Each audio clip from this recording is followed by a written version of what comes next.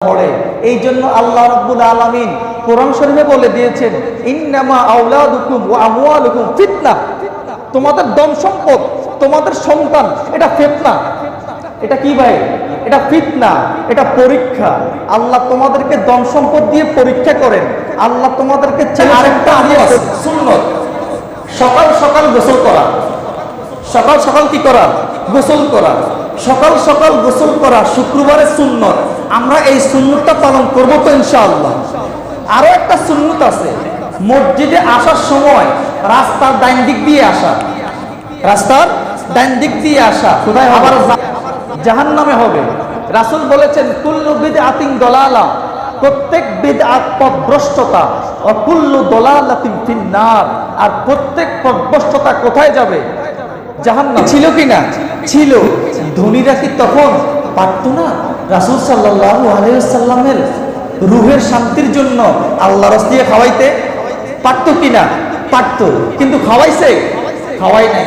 কারণ সকল সাহাবায়ে কেরাম জানতেন, ইসলাম ধর্ম যেই জিনিসকে সাপোর্ট করে না সেই জিনিস করার নাম বেদআত।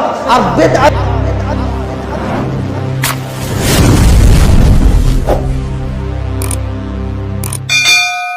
ব্যাখ্যা করেছেন। কি করেছেন? ব্যাখ্যা করেছেন। এই ব্যাখ্যার নামই সুন্নত। কথা বুঝেন? এই ব্যাখ্যার নাম কি?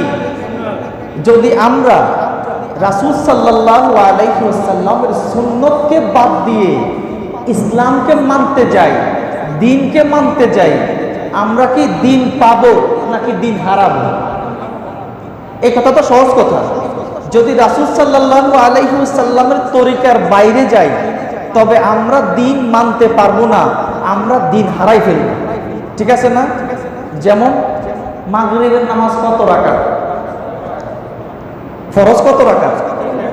এখন যদি আমি কই, এরে 3 রাকাত কেন? আল্লাহ তো পড়ি 5 রাকাত পড়ি দিই। কথা খেয়াল করেন, মাগরিবের নামাজ 3 রাকাত, আমাদের দিলে দয়া আসছে, আহারে 3 রাকাত কেন, 4 রাকাত পুরাই দিই। আচ্ছা বলেন, যদি আপনি 4 রাকাত পড়েন, আপনার নামাজ কি কখনো কবুল হবে? কেন কবুল হবে না? রাসূলের তরিকা অনুযায়ী হয় নাই। ঠিক আছে না? ভিতরের নামাজ 3 রাকাত। এখন আপনি যদি বলেন, আহারে 3 রাকাত কেন, আমি 4 রাকাত পড়ে দিই না, যদি সারা জীবন 4 রাকাত পড়েন এই দিলের আবেগ নিয়ে, আপনার নামাজ কি কবুল হবে না? কেন? রাসূলের তরিকা অনুযায়ী হয় নাই। তার মানে আমি আপনাদেরকে বুঝাতে পারলাম, ইবাদত যদি রাসূলের সুন্নাহ অনুযায়ী না হয়, সেটা আর ইবাদত থাকে না, ইবাদত কবুল হবে না, আর এটাকে ইবাদতও বলা হবে না। তার মানে আমরা যদি আল্লাহর কাছে প্রিয় হতে চাই, জাহান্নাম থেকে মুক্তি চাই, জান্নাত লাভ করতে চাই, তবে রাসূলের সুন্নাহ ছাড়া জান্নাত লাভ করা যাবে। রাসূল সাল্লাল্লাহু আলাইহি ওয়াসাল্লাম আমাদেরকে জীবনের প্রতিটি ক্ষেত্রে সুন্নত শিখিয়ে দিয়েছেন। রাসূল বলেছেন, তুমি যদি তোমার স্ত্রীর সাথে হাসি মুখে কথা বলো, তোমার পাড়া প্রতিবেশীর সাথে হাসি মুখে কথা বলো, এটাও সুন্নত। সুবহানাল্লাহ। যদি তুমি তোমার কোনো প্রতিবেশীর সাথে একটু মুস্কি হাসি দিয়ে কথা বলো, আল্লাহ তোমার আমলনামাতে সদকার সব লিখে দিবে। সুবহানাল্লাহ। তুমি তোমার স্ত্রীর সাথে মুস্কি হাসি দিয়ে কথা বলবা, আর স্ত্রীর মুখের মধ্যে খাবারের লোকমা তুলে দিবা, এর বিনিময়ে আল্লাহ তোমার আমলনামাতে সদকার সব লিখে দিবে। সুবহানাল্লাহ।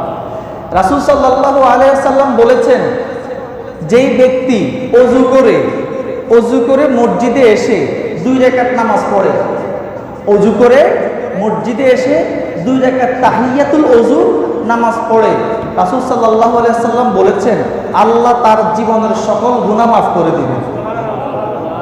বেলাল রাদিয়াল্লাহু তাআলা আনহুকে নবীজি সাল্লাল্লাহু আলাইহি ওয়াসাল্লাম বলতেছেন, বেলাল, কি ব্যাপার, তুমি এমন কি আমল করো যে আমি মেরাজের রাতে জান্নাতে তোমার জুতার আওয়াজ শুনেছি? সুবহানাল্লাহ।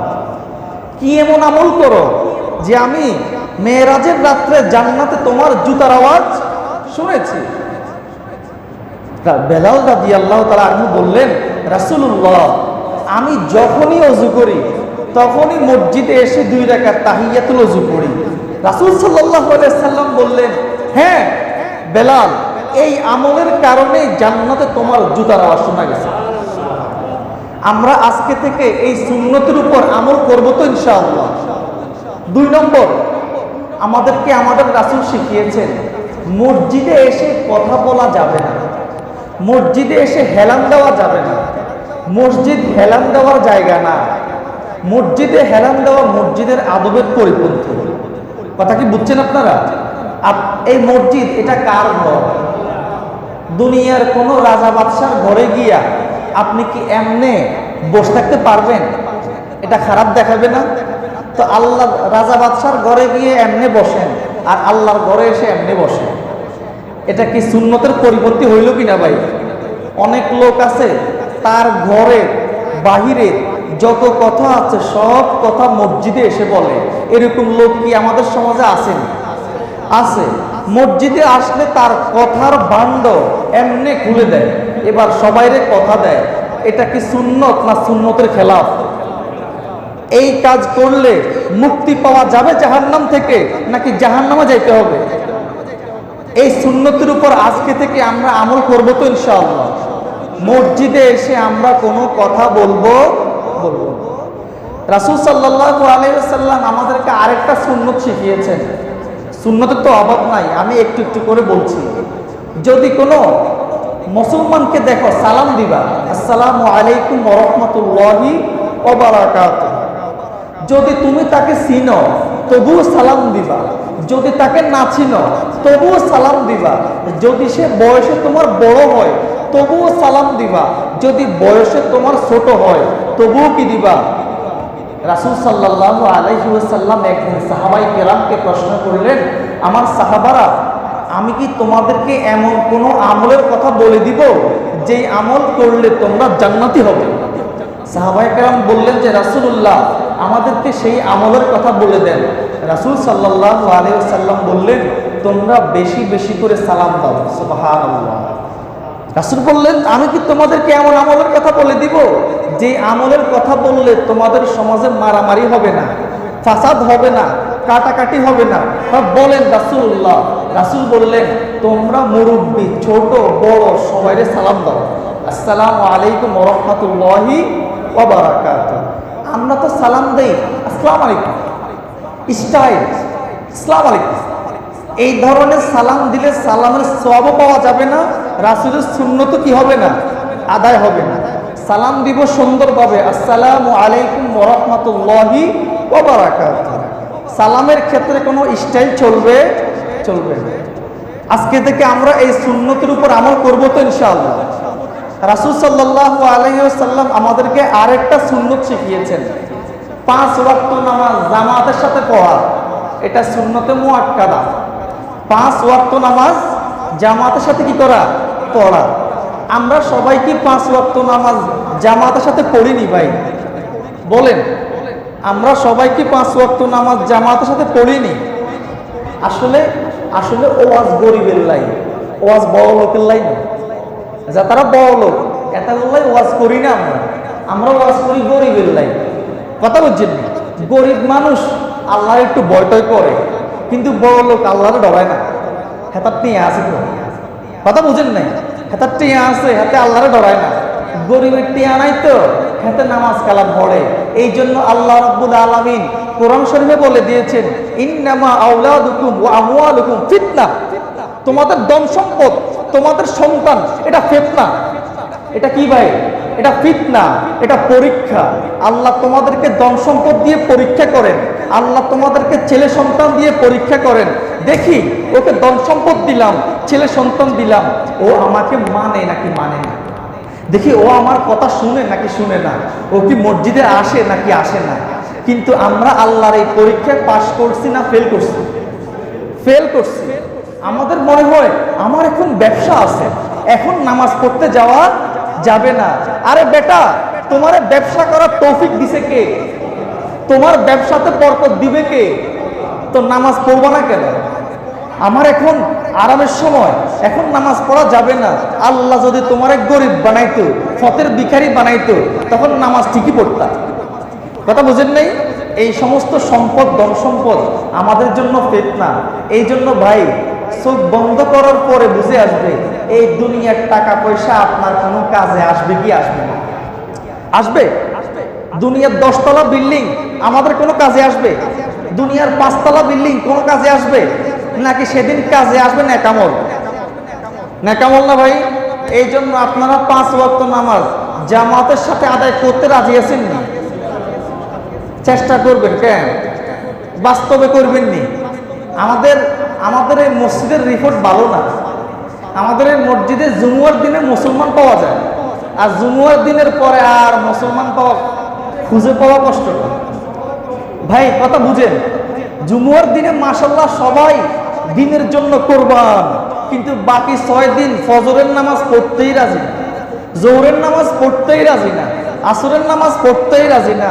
আপনার জুমুয়ার নামাজ আপনাকে জাহান্নাম থেকে মুক্তি দিতে পারবে না। কথা কি বুঝে আসছে ভাই? এই জন্য আজকে থেকে আমরা এখানে বসে ওয়াদা করতে পারবো কিনা যে আজকে থেকে কিয়ামত পর্যন্ত, আমার ইন্তেকাল পর্যন্ত আমি আর কোনোদিন জামাত মিস করব না। রাজি আছেন ইনশাআল্লাহ? আল্লাহ রাব্বুল আলামিন সবাইকে তৌফিক দান করুন। আমি আপনাদেরকে কিছু সুন্নতের কথা বললাম, এবার কিছু বেদাতের কথা বলি, যেন আমাদের সমাজ থেকে বেদাতগুলো চলে যায়। 1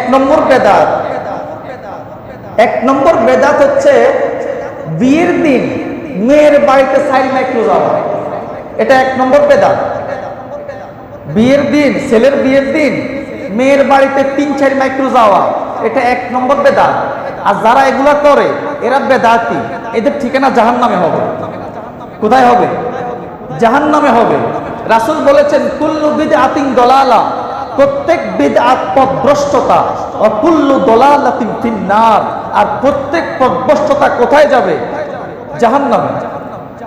মেয়ের বাড়িতে খাওয়ানোর কোনো বিধান নাই। মেয়ের বাবাকে কিস্তি নিয়ে জামাইয়ের মেহমান খাওয়ানোর কোনো বিধান ইসলাম দেয় নাই। কথা বুঝেন নাই ভাই? মেয়ের বাবাকে ব্র্যাক ব্যাংক থেকে, গ্রামীণ ব্যাংক থেকে সুদের উপর টাকা নিয়ে জামাইয়ের বাড়ির মেহমানকে খাওয়ানোর কোনো বিধান ইসলাম ধর্মে নাই। ইসলাম ধর্মে নাই। কথা খেয়াল করেন, ইসলামের শুরু যুগে মেয়ের বাড়িতে মেহমান খাওয়ানোর কোনো নিয়ম ছিল না। সাহাবায়ে কেরাম বিয়ে করছেন কিনা ভাই? করছেননি। আমাদের রাসূল সাল্লাল্লাহু আলাইহি সাল্লাম বিয়ে করছেননি।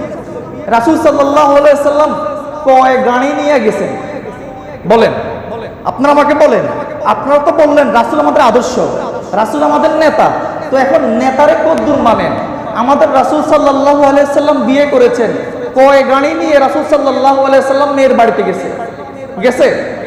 সাহাবায়ে কেরাম বিয়ে করছে, সাহাবায়ে কেরাম বিয়ে করার পরে কয় গাড়ি নিয়ে গেছে? তাবিন বিয়ে করছে, তারা কয় গাড়ি নিয়ে গেছে? তাবিনরা বিয়ে করছে, তারা কয় গাড়ি নিয়ে গেছে? ইমাম আবু হানিফা বিয়ে করছে না? ইমাম শাফিঈ বিয়ে করছে না? ইমাম মালিক বিয়ে করছে না? তারা কয় গাড়ি নিয়ে গেছে? আর মুসলমান কয় গাড়ি নিয়ে যায়? আসলে ইসলামের শুরু যুগে মেয়ের বাড়িতে দাওয়াত খাওয়ানোর কোনো কথা ছিল না। আচ্ছা, তো কেমনে হইল? কবে থেকে শুরু হইল? ইসলামের শুরু যুগে এটা ছিল না। যখন কিছুদিন গেল, এবার যৌতুকের বিধান শুরু হয়েছে। কি শুরু হয়েছে? এবার ছেলে মেয়ের বাবা থেকে মেয়েরও নেয়, আবার ক্যাশ টাকাও নেয়। আমাকে মেয়েও দিতে হবে, টাকাও কি দিতে হবে। তো এরকম যৌতুক নিয়ে যখন আসতো, আগের যুগে তো এত ঘনবসতি ছিল না। 1 মাইল দূরে একটা বাড়ি ছিল, ঠিক না ভাই? এত ঘনবসতি ছিল না। তো যখন যৌতুক নিয়ে আসতো, অনেকে গরু দিত, অনেকে গোনা দিত, অনেকে 1 কলস টিয়া দিত। তো মাঝ পথে আসার সময় জামাইরে পিড়ে ডাকাতেরা টেনে যেত, জামাইরে পিড়ে ডাকাতেরা কেলে যেত, টাকা নিয়ে চলে যেত। এখন জামাইয়ে চিন্তা করলেও, কিরে আমার শ্বশুর বাড়ি থেকে আমারে যৌতুক দিছে, ডাকাইতে আমার টেয়াগুলো চলে গেছে, সামনে থেকে আর একা আসা যাবে না। সামনে থেকে কি আর একা আসা যাবে না। এবার সামনে থেকে সে কি করছে? যৌতুকের টাকাকে পাহারা দেওয়ার জন্য কিছু লোক ঠিক করছে যে তোরা আমার লগে যাবি, খাবি, আবার আমার লগে চলিয়াবি। সেই দিন থেকে আজ পর্যন্ত মেয়ের বাড়িতে মেহমান যাওয়া শুরু হয়েছে। কথা কি বুঝছেন? এরা কি মেহমান নাকি যৌতুকের টাকা পাহারাদানকারী? বুঝেন না কথা? এরা যৌতুকের টাকা পাহারাদানকারী, এরা মেহমান না। এরা গিয়েছে যৌতুকের টাকা পাহারা দিতে, এরা মেহমান হিসেবে যায় নাই। বলেন আমাদের সমাজ থেকে এটা দূর করবেন নি? করবেন? আমি আমার আগের মসজিদে আমার মুসল্লি আছে, আমি কোনো বিয়েতে মেয়ের বাড়িতে যাইতাম না। মেয়ের বাড়িতে যাওয়াকে আমি জায়েজই মনে করি না। আমি বলছি হুজুর আপনার দাওয়াত, আমি কই কোন বাড়িতে? দোনো বাড়িতে। আমি কই মেয়ের বাড়িতে যাওয়া না জায়েজ, মেয়ের বাড়িতে যাবো না। এটা তো পুরো টাসি খাই যায়। কি এরকম কথা বুঝেন নাই? এটা যে বেদাত সে এটাই জানে না, এটা যে গুনাহ সে এটাই জানে না। কথা বুঝেন ভাই? তাহলে আজকে থেকে আমাদের এই আলাদিনগরের সমাজ থেকে মেয়ের বাড়িতে বিয়ার দাওয়াত খাওয়া বন্ধ করবেন নি? আপনারা করবেন নি ইনশাআল্লাহ? সাহস নাই ভাই? সাহস ভাই? কে খাওয়াবে না খাওয়াবে ওটা পরের মাসালা, কিন্তু মেয়ের বাড়িতে খাওয়া তো বেদাত। যদি মেয়ের বাবার সামর্থ্য থাকে তখন ভিন্ন মাসালা, কিন্তু কিন্তু গরিব মানুষের বাড়িতে গিয়ে আপনি 10 গাড়ি নিয়ে গেলেন, এটা কি হারাম না? এটা কি বেদাত না ভাই? আল্লাহ রাব্বুল আলামিন আমাদেরকে বুঝার তৌফিক দান করেন। 2 নম্বর বেদাত, মানুষ মরে গেলে আল্লাহর রাস্তায় খাওয়ানো, এটা মারাত্মক বেদাত। কথা কি বুঝছেন? আমাদের নবী করিম সাল্লাল্লাহু আলাইহি ওয়াসাল্লাম দুনিয়া থেকে চলে গেছেন কিনা? গেছেন কিনা ভাই? এখন রাসূল সাল্লাল্লাহু আলাইহি ওয়াসাল্লাম কবরে জীবিত আছেন কিনা? আছেন। আমাদের রাসূল সাল্লাল্লাহু আলাইহি ওয়াসাল্লামের ইন্তেকালের পরে 3 দিন না 4 দিন না খাওয়ানো হয়েছিল? হয়েছে ভাই? অথচ সাহাবায়ে কেরাম রাসূল সাল্লাল্লাহু আলাইহি ওয়াসাল্লামকে মহব্বত করতেন কি করতেন না? করতেন কিনা? করতেন। এবং সাহাবায়ে কেরামের মধ্যে গরিব ছিল কিনা? ছিল। ধনী ছিল কিনা? ছিল। ধনীরা কি তখন পারত না রাসূল সাল্লাল্লাহু আলাইহি ওয়াসাল্লামের রূহের শান্তির জন্য আল্লাহর রাস্তায় খাওয়াইতে? পারত কিনা? পারত। কিন্তু খাওয়াইছে? খাওয়াই নাই। কারণ সকল সাহাবায়ে কেরাম জানতেন ইসলাম ধর্ম যে জিনিসকে সাপোর্ট করে না সেই জিনিস করার নাম বেদাত, আর বেদাত করলে সওয়াব তো পাওয়া যাবে না, জাহান্নাম পাইতেও কষ্ট হবে। কথা কি বুঝে আসছে? সাহাবায়ে কেরাম ইন্তেকাল করছে না? সাহাবায়ে কেরামের পরে ওনার কোন ছেলে সাহাবায়ে কেরামের জন্য আল্লাহর রাস্তায় খাওয়াইছে? তাবেঈন ইন্তেকাল করছে না? তাবেঈনের ইন্তেকাল পরে ওনাদের কে কোন আত্মীয় আল্লাহর রাস্তায় খাওয়াইছে? ইমাম আবু হানিফা মারা গেছেন না? ওনার আল্লাহর রাস্তায় হইছে। ইমাম শাফিঈর আল্লাহর রাস্তায় হইছে। ইমাম মালিকের আল্লাহর রাস্তায় হইছে। ইমাম আহমদ ইবনে হাম্বলের হইছে। তো আমাদের সমাজে আল্লাহর রাস্তায় ঢুকলো কেমনে? ফতোয়ার কিতাবে স্পষ্ট লেখা আছে 3 দিন না, 10 দিন না, 40 দিন না, 1 বছর গিয়া, 2 বছর গিয়া, এই সমস্ত সকল খাওয়া হারাম। কি ভাই? হারাম। এগুলো খাওয়া যাবে? যাবে না। এখন প্রশ্ন যে হুজুর আমার বাবার কবরের জন্য, আমার বাবার রূহের মাগফিরাতের জন্য আমি কি করব? তখন আমাদেরকে রাসূল সাল্লাল্লাহু আলাইহি সাল্লাম বলে দিয়েছেন 3টা কাজ করবা। কয়টা কাজ? 3টা কাজ। 1 নম্বর, হয়তো মরার আগে কাউকে আলেম বানাই যাইবা। কারো করে কি বানাই যাইবা? আলেম বানাই যাইবা। তাহলে তোমার এই এলেম তোমার কাজে আসবে। 2 নম্বর, হয়তো মরার আগে কোন ছেলেকে হাফেজ বানাই যাইবা। কি বানাইবা? মরার আগে কোন ছেলেকে হাফেজে কোরআন বানাইবা। তোমার এই ছেলে যতদিন কোরআন তেলাওয়াত করবে তোমার আমলনামাতে পার্সেন্টেজ আকারে সওয়াব যাইতেই থাকবে। সুবহানাল্লাহ। কি ভাই রাজি আছেন ইনশাআল্লাহ? যদি আমার ছেলেকে আমি হাফেজ বানাই, মুফতি বানাই, মুহাদ্দিস বানাই, আমার এই ছেলে যতদিন দ্বীনের কাজ করবে আমার কবরে এটার পার্সেন্টেজ যাইতেই থাকবে। 3 নম্বর, রাসূল বলে দিয়েছেন তোমরা সদকায়ে জারিয়া করো। কি করো? সদকায়ে জারিয়া করো। একটা মসজিদ নির্মাণ করো, একটা ওযুখানা নির্মাণ করো, মানুষের জন্য কিছু পানি খাওয়ার ব্যবস্থা করো, এবং মাদ্রাসা মসজিদ দান করো।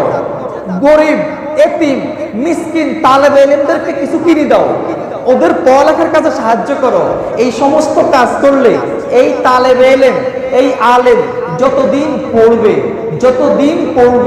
যত অক্ষর পড়বে, যত আয়াত পড়বে, আপনার বাবার কবরে সওয়াব যাইতেই থাকবে। এখন তো আমরা সুন্নত না করে উল্টাকান করি। আমরা মনে করি উল্টাকান করলে আমার বাবার কবরে কি যাবে? সওয়াব যাবে।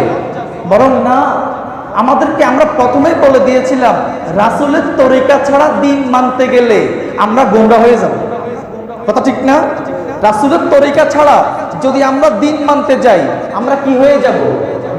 গোমরা হয়ে যাব। এই জন্য আমরা আমাদের সমাজের মধ্যে সুন্নতের উপর আমল করতে রাজি আছি তো ইনশাআল্লাহ, এবং বেদাতকে আমাদের সমাজ থেকে দূর করব তো ইনশাআল্লাহ।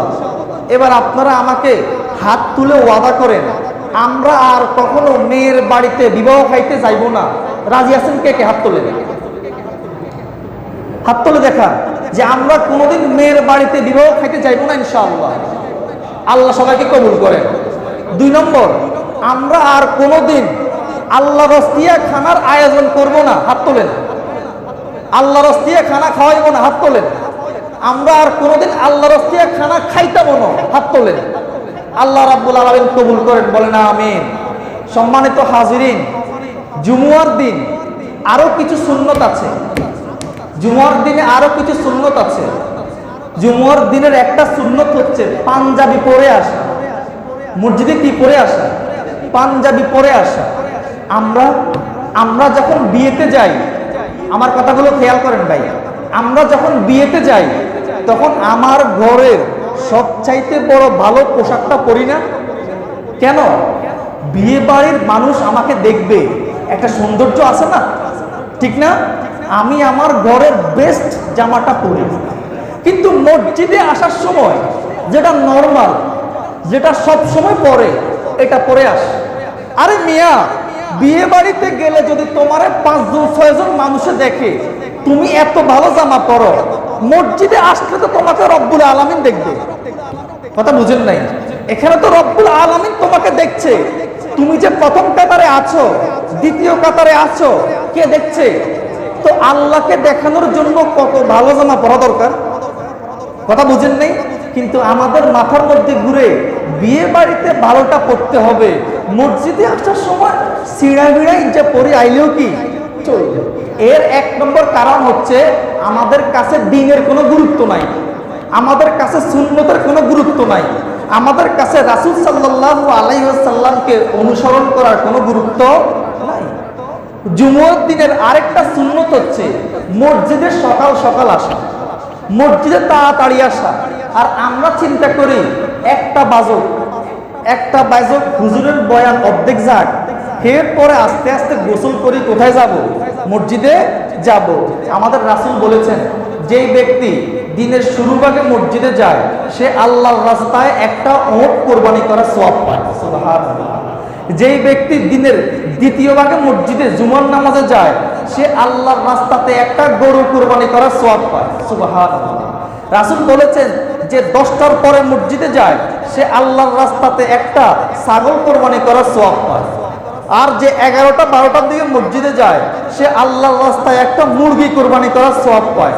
আর যে 12:30টার দিকে আসে সে আল্লাহর রাস্তায় একটা ডিম কোরবানি করার সওয়াব পায়। এখন বলেন, আমরা কি ওট কোরবানি করার সওয়াব নেব না ডিম কোরবানি করার সওয়াব নেব? তাইলে কি আগে আসতে হবে কিনা? সপ্তাহে 6 দিন তো নিজের পেটের জন্য করি, সপ্তাহে 6 দিন তো নিজের এই পেট ইজ্জাল্লাই করি, একদিন কি আল্লাহর জন্য করা যায় না? কথা বুঝেন নাই? সপ্তাহে 7 দিন, 6 দিন তো নিজের লাই করি না ভাই? একটা দিন, এই দিনটা পুরোপুরি আল্লাহর ইবাদত করার জন্য ফ্রি রাখা যায় না, খালি রাখা যায় না। জুমুয়ার দিনে একটা আমল আছে, যদি কেউ জুমুয়ার দিনে সূরা কাহাফ পড়ে, কি পড়ে? সূরা কাহাফ। কোরআন শরীফে একটা সূরা আছে যার নাম কিয়া, সূরা কাহাফ। আমাদের রাসূল বলেছেন, যেই ব্যক্তি জুমুয়ার দিনে সূরা কাহাফ পড়বে আল্লাহ রাব্বুল আলামিন তাকে দাজ্জালের ফিতনা থেকে হেফাজত করবে। সুবহানাল্লাহ। রাজি আছেন তো সবাই ইনশাআল্লাহ? মসজিদের শুক্রবারে আরেকটা আমল আছে, সুন্নত, সকাল সকাল গোসল করা। সকাল সকাল কি করা? গোসল করা। সকাল সকাল গোসল করা শুক্রবারের সুন্নত, আমরা এই সুন্নতটা পালন করবো তো ইনশাআল্লাহ। আরো একটা সুন্নত আছে, মসজিদে আসার সময় রাস্তার ডাইন দিক দিয়ে আসা, রাস্তার ডাইন দিক দিয়ে আসা, আবার যাওয়ার সময় ডাইন দিক দিয়ে যাওয়া। এই সুন্নতের উপর আমল করবো তো ইনশাআল্লাহ।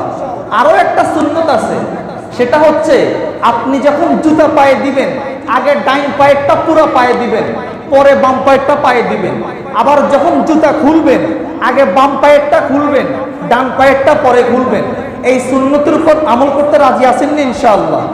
তাহলে যদি আমরা আমাদের জীবনকে রাসূল সাল্লাল্লাহু আলাইহি ওয়াসাল্লামের আদর্শ অনুযায়ী সাজাই, আমাদের জন্য কি জান্নাত আছে না নাই?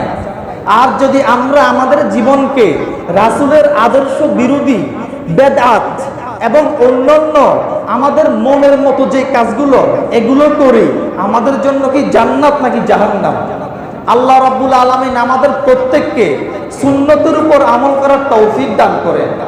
আল্লাহ রাব্বুল আলামিন আমাদের প্রত্যেককে সমাজ থেকে বেদআতগুলোকে দূর করার তৌফিক দান করেন। আল্লাহ রাব্বুল আলামিন আমাদের সবাইকে সুন্নত এবং বেদআতকে সমাজের মধ্য থেকে সুন্নতকে জারি করা, বেদআতকে একেবারে দূর করার তৌফিক দান করেন। আল্লাহ রাব্বুল আলামিন আমাদের সবাইকে কিয়ামতের দিন জান্নাতের সর্বোচ্চ মাকাম দান করেন। সর্বশেষ আমাদের ইমাম সাহেব আমাদেরকে সবসময় এই কথা আমাকে বলেন যে হুজুর, জুমুয়ার দিন তো মাশাআল্লাহ মুসল্লিরা আল্লাহর জন্য সব কিছু করতে রাজি হয়ে যায়, এটা আলহামদুলিল্লাহ অনেক ভালো, কিন্তু হুজুর ওনারা তো 5 ওয়াক্ত নামাজ পড়ে না, আমাদের তো মসজিদে এক কাতারও হয় না ঠিক মতো, আমাদের মসজিদে তো 3 জন হয় 4 জন হয়। আমার ভাইয়েরা, এই জুমুয়ার নামাজের বয়ান, এই জুমুয়ার নামাজ, এটা আপনাকে কখনো জাহান্নাম থেকে মুক্তি দিতে পারবে না যদি আপনি অন্যান্য ফরজ নামাজ না পড়েন। কথা বুঝেন নাই? আমি সপ্তাহে 6 দিন নামাজে পড়লাম না, জুমুয়ার দিনে এসে সবার আগে প্রথম কাতারের মুসল্লি, আপনি মনে করেছেন আল্লাহ দেখে নাই? আপনি মনে করেছেন আল্লাহকে ধোঁকা দিয়েছেন নাকি আল্লাহ দেখেছিলেন? এই জন্য আজকে থেকে আমার মুসল্লিদের কাছে আমার বিনীত অনুরোধ থাকবে, করজোর অনুরোধ থাকবে, যেন আমাদের মুসল্লিরা সবাই যেখানেই থাকুক 5 ওয়াক্ত নামাজ আমাদের মসজিদে আদায় করে। রাজি আছেন ইনশাআল্লাহ? আল্লাহ রাব্বুল আলামিন আমাদের সকল ভাইকে তৌফিক দান করেন। ওয়া মা তৌফিক ইল্লা বিল্লাহ।